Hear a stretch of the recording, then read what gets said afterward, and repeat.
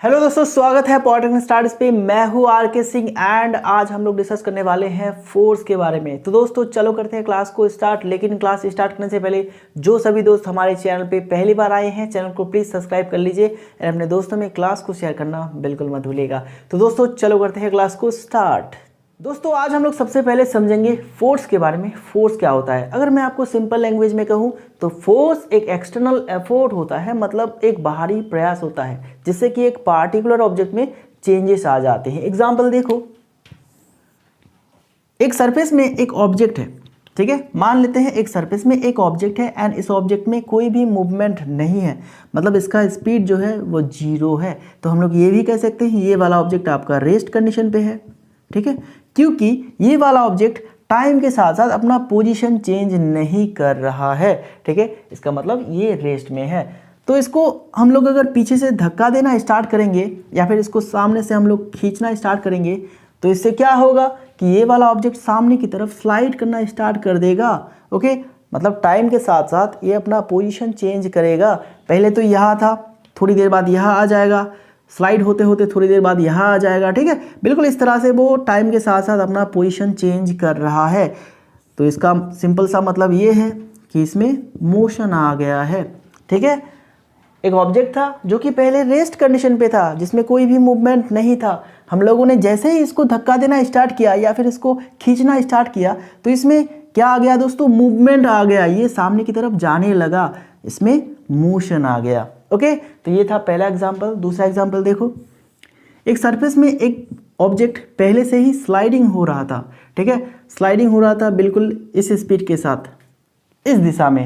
Okay, तो हम लोगों ने क्या किया कि इसको पीछे से खींचना स्टार्ट किया। ओके, पीछे से खींचना स्टार्ट किया एंड सामने से कुछ लोगों ने इसको धक्का देना स्टार्ट किया, बिल्कुल ऑपोजिट दिशा में। जिस दिशा में वो जा रहा था उसके ऑपोजिट दिशा में इसको हम लोगों ने खींचना स्टार्ट किया, कुछ लोगों ने इसको धक्का देना स्टार्ट किया ऑपोजिट दिशा में। तो इससे क्या होगा, इसका जो वेलोसिटी है, इसका जो स्पीड था, मोशन था, वो डिक्रीज हो जाएगा, रिड्यूस हो जाएगा, घट जाएगा। ओके, तो ये सेकेंड कंडीशन पे जब हम लोग इसको खींच रहे थे तो इसका जो वेलोसिटी था वो डिक्रीज हो जाएगा। ओके, एक टाइम ऐसा आएगा कि ये बिल्कुल रुक जाएगा, मतलब इसका वेलोसिटी 0 हो जाएगा। देखो यहाँ पे एक ऑब्जेक्ट पहले से ही मोशन पे था, हम लोग जब उसको उल्टी दिशा में खींचना स्टार्ट किया तो वो उसका जो स्पीड था वो कमते कमते कमते कमते बिल्कुल 0 हो गया, मतलब वो रेस्ट कंडीशन पे आ गया। ओके, तो यहाँ पे समझो, देखो यहाँ पे क्या हो रहा था, ये जो हम लोगों ने धक्का दिया था या फिर इसको खींचा था, ये एक एफर्ट है, ठीक है, जो कि हम लोगों ने इसमें अप्लाई किया। ओके, जिससे कि इसका जो स्टेट था, रेस्ट का स्टेट था, वो अब स्टेट ऑफ मोशन पे कन्वर्ट हो गया है। ओके, एंड यहाँ पे बिल्कुल उल्टा केस हो रहा था। Okay, motion state of rest में कन्वर्ट हो गया। ओके, तो ये है आपका फोर्स, ठीक है। एंड इसका जो फॉर्म है वो है पुश, मतलब धक्का, ठीक है। एंड ये जो एफर्ट हम लोगों ने यहाँ पे लगाया ये भी तो फोर्स है। ओके, एंड इसका फॉर्म क्या है? पुल, खिंचाव। ओके, तो देखो जो एक्सटर्नल एफर्ट हम लोग लगा रहे हैं या फिर नेचुरली जो एक्सटर्नल एफर्ट लगेगा किसी ऑब्जेक्ट में एंड जिससे कि उस ऑब्जेक्ट में चेंजेस आ जाएगा, तो उस एफर्ट को हम लोग क्या कह सकते हैं दोस्तों? फोर्स कह सकते हैं। इतना आप याद रखिए। चलो फोर्स का डेफिनेशन लिख लेते हैं। Force, okay, it is an external effort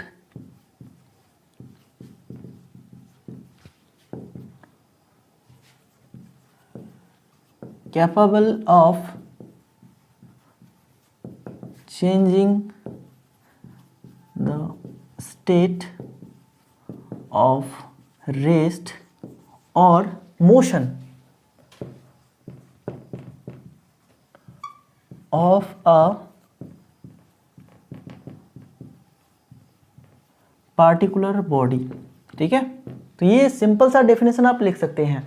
it is an external effort capable of changing the state of rest और motion of a particular body, ठीक है। तो इसके बाद हम लोग देखेंगे अगर एक पार्टिकुलर ऑब्जेक्ट में फोर्स लगता है तो कितने सारे चेंजेस हो सकते हैं, ठीक है। किस किस तरह के चेंजेस हो सकते हैं। तो हेडिंग लगा लो effects of force.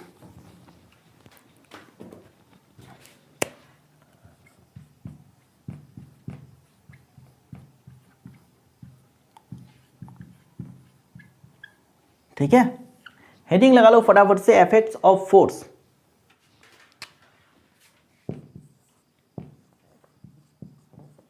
Move a stationary object. ठीक है, इसका मतलब क्या है दोस्तों, एक ऑब्जेक्ट है जिसमें कोई भी मूवमेंट नहीं है, जो कि रेस्ट कंडीशन पे है, हम लोग इसको फोर्स लगा के इसको मूव करा सकते हैं। तो फोर्स एक स्टेशनरी ऑब्जेक्ट को मूव करा सकता है। दूसरा देखते हैं, स्टॉप अ मूविंग ऑब्जेक्ट। तो एक ऑब्जेक्ट जो कि पहले से ही मूव कर रहा था, फोर्स लगा के हम लोग उसको स्टॉप कर सकते हैं, उसको रेस्ट कंडीशन पे ला सकते हैं। ओके, इसी को लिखते हैं फिर से, change the state of rest और स्टेट ऑफ मोशन। ओके, तो एक ऑब्जेक्ट में अगर मोशन है तो उसको हम लोग फोर्स लगा के उसको रेस्ट में ला सकते हैं, या फिर एक ऑब्जेक्ट जो कि रेस्ट में है उसको हम लोग फोर्स लगा के उसमें मोशन ला सकते हैं। Okay, fourth, change the speed of a moving object. Okay, तो एक मूविंग ऑब्जेक्ट का जो स्पीड है, जिस स्पीड के साथ वो मूव कर रहा है, अगर हम लोग उल्टी दिशा में फोर्स लगाएंगे तो उससे हम लोग क्या कर सकते हैं दोस्तों, उसका स्पीड घटा सकते हैं। अगर हम लोग उसी दिशा में फोर्स लगाएंगे तो उसका स्पीड क्या हो जाएगा, इंक्रीज हो जाएगा। जैसे देखो, अगर ये वाला ऑब्जेक्ट इस तरफ मूव कर रहा है, तो अगर हम लोग इस दिशा में फोर्स लगाएंगे तो क्या होगा, इसका स्पीड घट जाएगा। अगर हम लोग इसी दिशा में लगाएंगे, मोशन के दिशा में लगाएंगे, तो इसका स्पीड इंक्रीज हो जाएगा। ओके, तो यही बात यहाँ पे कहा गया है। पांचवा देखते हैं, चेंज द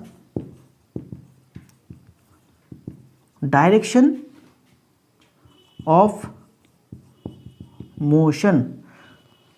तो जो गति का जो दिशा है उसको भी हम लोग फोर्स लगा के चेंज कर सकते हैं। जैसे देखो, ये वाला ऑब्जेक्ट इस तरफ जा रहा था, अगर हम लोग यहाँ पे फोर्स लगाएंगे तो क्या होगा दोस्तों, देखो बिल्कुल इस तरह से, ये जो मार्कर है मान लेते हैं ये हमारा मूविंग ऑब्जेक्ट है, ये इस तरफ से जा रहा था। अगर हम लोग यहाँ से एक फोर्स लगाएंगे यानी यहाँ से लगाएंगे तो ये क्या हो जाएगा, इसका मोशन का जो दिशा है वो चेंज हो जाएगा फोर्स लगाने से।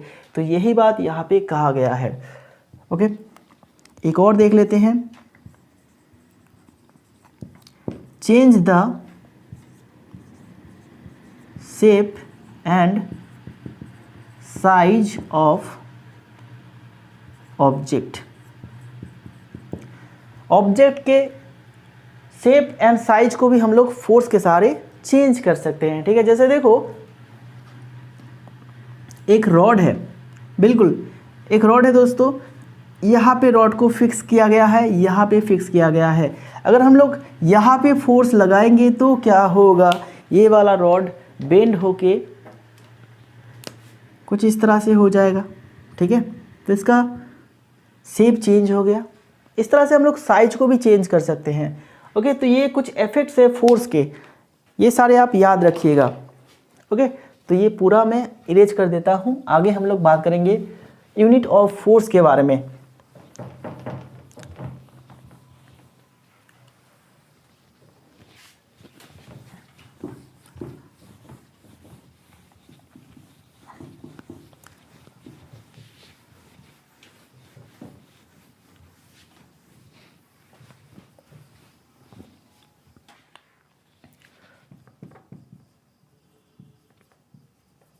Formula and units of force. दोस्तों सबसे पहले तो हम लोग फॉर्मूला डिराइव करेंगे, देन उसके बाद उसी फॉर्मूला के सहारे हम लोग यूनिट्स भी निकालेंगे फोर्स का। देखो सबसे पहले हमें क्या करना होगा, हमें एक मूविंग ऑब्जेक्ट लेना होगा जो कि पहले से मूव कर रहा है, मान लीजिए इस दिशा में मूव कर रहा है, ठीक है, एंड इसका मास है m, इसका वेलोसिटी है u, ओके। एक ऑब्जेक्ट है जो कि इस दिशा में मूव कर रहा है जिसका मास है m एंड वेलोसिटी है या फिर स्पीड है u, ओके। तो अब इसके बाद हम लोगों ने क्या किया, इसमें फोर्स लगा दिए, कितना फोर्स, F फोर्स मान लेते हैं, ठीक है। तो देखो ये फोर्स किस दिशा में लग रहा है, जिस दिशा में ये ऑब्जेक्ट जा रहा था, तो इसका वेलोसिटी इंक्रीज हो जाएगा,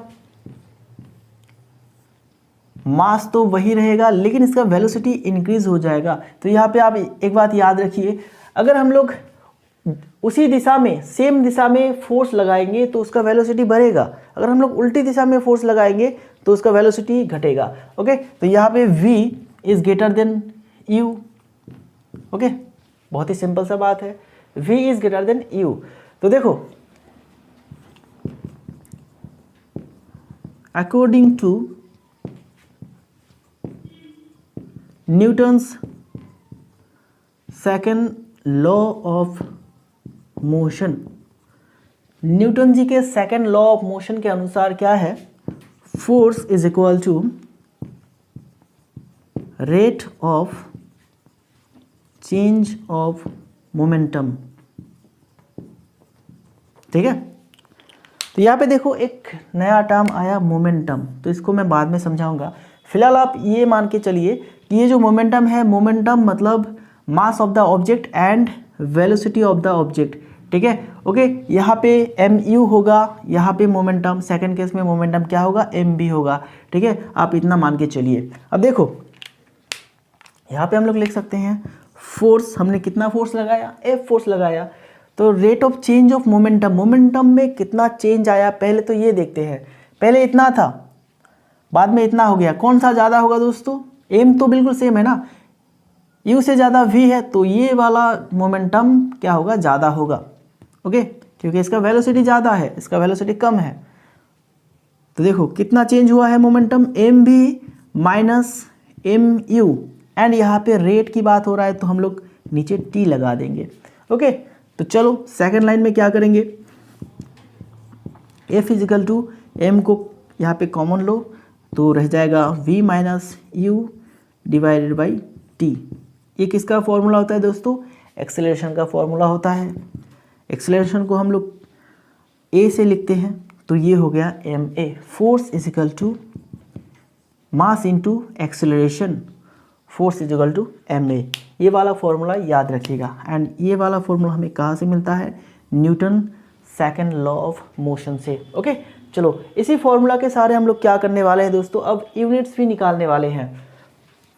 तो सबसे पहले SI यूनिट निकालते हैं, फोर्स का SI यूनिट क्या होगा, SI यूनिट देखो यहाँ पे क्या क्या है, मास है, मास का SI यूनिट तो आपको पता होगा ना, एंड एक्सेलरेशन का SI यूनिट भी आपको पता होगा, या फिर आप यहाँ पे ये भी लिख सकते हैं मास इनटू, इस तरह से, ठीक है, इसको इस तरह से भी आप डिफाइन कर सकते हैं, क्योंकि एक्सेलरेशन मतलब क्या है, change in velocity upon time, okay, change in velocity upon time. तो चलो अब क्या करेंगे, सबसे पहले तो हम लोग फॉर्मूला को लिखते हैं, F equal to ma, m तो m ही रहेगा, एंड a मतलब क्या है दोस्तों, change in velocity upon time, okay, and velocity मतलब क्या है,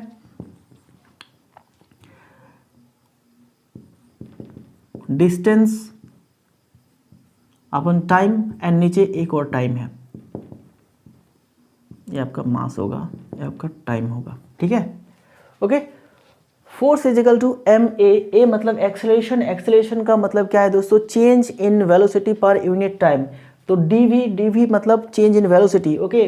v माइनस यू को हम लोगों ने यहाँ पे डेल्टा v लिखा, एंड नीचे टाइम था तो टाइम लिखा। अब v मतलब क्या है, वेलोसिटी, वेलोसिटी का फॉर्मूला क्या है दोस्तों, डिस्टेंस अपन टाइम, ओके। तो डिस्टेंस अपन टाइम लिखा एंड नीचे टाइम हो गया, तो ये आपका यहाँ पे हो गया मास, एंड ऊपर लिखेंगे डिस्टेंस, डिस्टेंस को आप लेंथ भी लिख सकते हैं, ओके, एंड ये टाइम नीचे चला आएगा तो टाइम का नीचे क्या हो जाएगा, स्क्वायर हो जाएगा, ओके। अब आप SI यूनिट निकालिए, मास का SI यूनिट क्या है, kg, एंड डिस्टेंस मतलब लेंथ का SI यूनिट क्या है, मीटर, नीचे क्या होगा, सेकंड स्क्वायर। ओके, तो यहाँ पे इसको आप एक ही लाइन पे लिख सकते हैं, second to the power -2। Okay, and ऐसा यूनिट, इसी को हम लोग कहते हैं न्यूटन। ओके, तो आप याद रख सकते हैं फोर्स का ऐसा यूनिट क्या है दोस्तों, न्यूटन है, या फिर आप ये वाला पार्ट भी याद रख सकते हैं। ओके, इसी तरह से अगर हम लोग CGS यूनिट निकालेंगे तो क्या होगा, CGS यूनिट, चलो CGS यूनिट यहाँ पे आपको मास की जगह पे आपको ग्राम लगाना है, एंड डिस्टेंस की जगह पे आपको सेंटीमीटर लगाना है, एंड टाइम की जगह पे तो सेकंड ही होगा। ओके, एंड इस एक्सप्रेशन को हम लोग कहते हैं डाइन। ओके, एंड इसके बाद रह जाता है FPS यूनिट। तो यहाँ पे फुट लगाओ, सॉरी यहाँ पे मास का यूनिट क्या है, FPS सिस्टम में मास का यूनिट क्या है दोस्तों, पाउंडल, एंड लेंथ का यूनिट है फुट, एंड टाइम का यूनिट है सेकंड। तो यहाँ पे आप पाउंड भी लिख सकते हैं, LV से पाउंड लिखते हैं, एंड यहाँ पे FT से फीट लिखते हैं, एंड सेकंड। ओके, इसको हम लोग पाउंडल भी कहते हैं। ओके, तो ऐसा यूनिट में फोर्स का यूनिट क्या हुआ, न्यूटन, एंड CGS में डाइन, FPS में पाउंडल, या फिर आप ये वाला एक्सप्रेशन भी याद रख सकते हैं। ठीक है, चलो फटाफट से ये सारे आप लिख लो। ओके, चलो मैं इसको पूरा इरेज कर देता हूँ।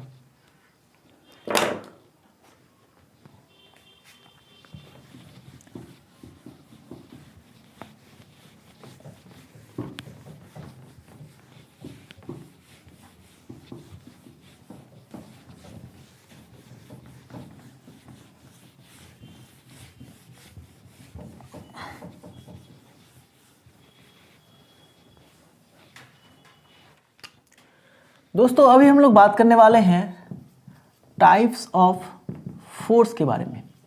टाइप्स ऑफ फोर्स, तो हम लोग फोर्स को मेनली दो कैटेगरी में डिवाइड कर सकते हैं। पहला तो है कॉन्टैक्ट फोर्स,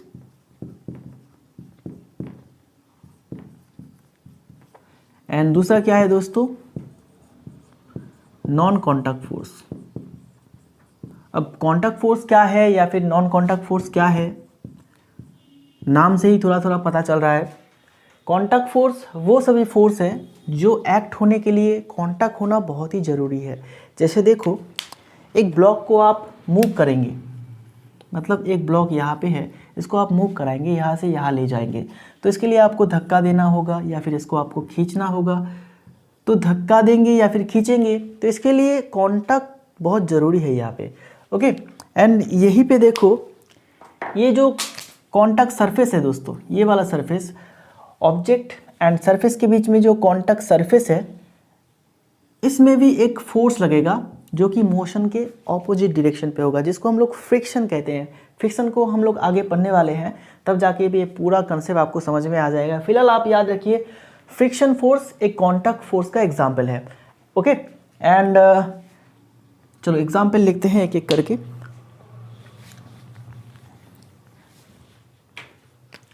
देखो, सबसे पहले तो आप लिखिए मैकेनिकल फोर्स।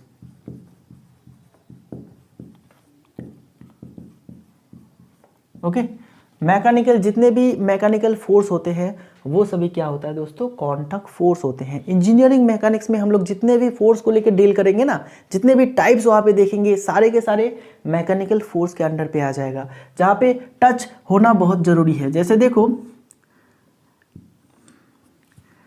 इस लोहे का, इस बार को, इस रॉड को हम लोग अगर खींचेंगे दोनों तरफ से, ठीक है, तो इसका लेंथ क्या हो जाएगा दोस्तों, इंक्रीज हो जाएगा, थोड़ा सा तो इंक्रीज हो जाएगा ना।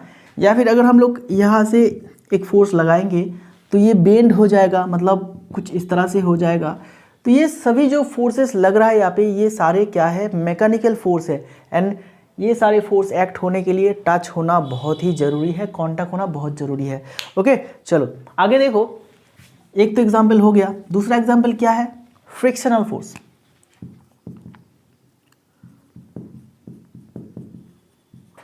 फ्रिक्शनल फोर्स, ठीक है, फ्रिक्शनल फोर्स जो कि जनरली कॉन्टैक्ट सरफेस में होता है। ओके, अगर जैसे देखो मैं अपने हाथ को अगर इस बोर्ड को बिल्कुल टच करा के इधर ले जाना चाहूँगा तो ये जो सरफेस है, ये जो टच जहाँ पे हो रहा है, यहाँ पे उल्टी दिशा में, मतलब मोशन के उल्टी दिशा में एक फोर्स अप्लाई होगा, ओके, जिसको हम लोग फ्रिक्शनल फोर्स कहते हैं। तीसरा एग्जांपल देखो, मस्क्यूलर फोर्स। मस्क्यूलर फोर्स, ठीक है, जो कि हमारे बॉडी में मसल्स में होते हैं, मसल्स, ओके, ठीक है। हम लोग जो भी एक्टिविटी कर रहे हैं ना, यहाँ पे मस्कुलर फोर्स लग रहा है, ओके। अगर हम लोग थोड़ा सा वेट उठाएंगे यहाँ पे बिल्कुल इस तरह से, तो यहाँ पे हमारे हाथ में जो जितने भी मसल्स है या फिर हमारे कंधे में जितने भी मसल्स है, सारे मसल्स में फोर्स लग रहा है, ठीक है। इसे हम लोग मस्कुलर फोर्स कहते हैं। एंड मस्कुलर फोर्स, जितने भी मस्कुलर फोर्स है, सारे के सारे कॉन्टैक्ट फोर्स का एग्जाम्पल है, ओके। चलो अब बात करते हैं नॉन कॉन्टैक्ट फोर्स। ये वो सारे फोर्स है जो कॉन्टैक्ट हुए बिना एक्ट हो सकता है, जैसे कि मैग्नेट, ठीक है। मैग्नेटिक फोर्स जो होता है, एक चुंबक लोहे को बिल्कुल अट्रैक्ट कर लेता है, वहाँ पे कोई भी टच होने का वहाँ पे कोई ज़रूरत नहीं होता है। जैसे देखो ये आपका एक मैग्नेट है एंड ये लोहा है, अगर इन दोनों को हम लोग आपस में बिल्कुल नज़दीक रख देंगे तो क्या होगा कि ये चुंबक लोहे को खींच लेगा, बिल्कुल इस तरह से खींच लेगा। तो देखो यहाँ पे क्या कांटेक्ट हो रहा है, कांटेक्ट हुए बिना ये फोर्स एक्ट हो रहा है, ठीक है। तो ये एग्जांपल है नॉन कांटेक्ट फोर्स का। तो पहला एग्जांपल लिख लीजिए, मैग्नेटिक फोर्स, ठीक है। एंड दूसरा है इलेक्ट्रोस्टैटिक फोर्स, जो कि इलेक्ट्रिक की वजह से आता है, इलेक्ट्रोस्टैटिक फोर्स,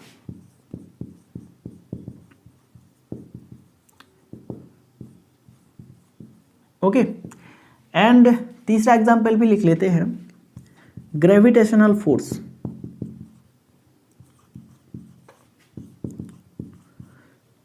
ओके।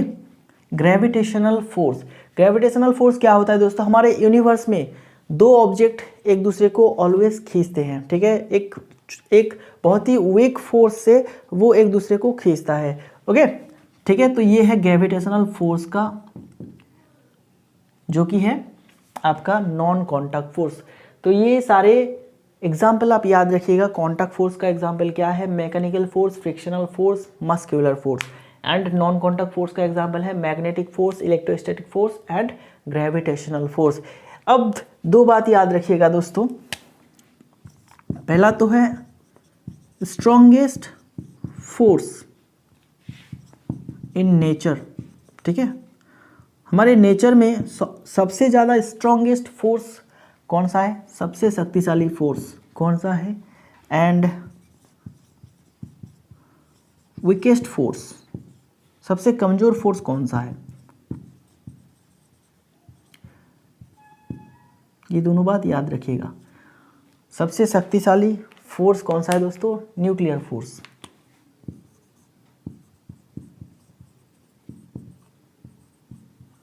अगर एग्जाम्पल लेंगे, जैसे एटम बम हो गया, हाइड्रोजन बम हो गया, इसका फोर्स तो आपको पता ही होगा ना, कितना ये खतरा है हमारे लिए, ओके। एंड सबसे वीकेस्ट फोर्स जो होता है वो होता है ग्रेविटेशनल फोर्स।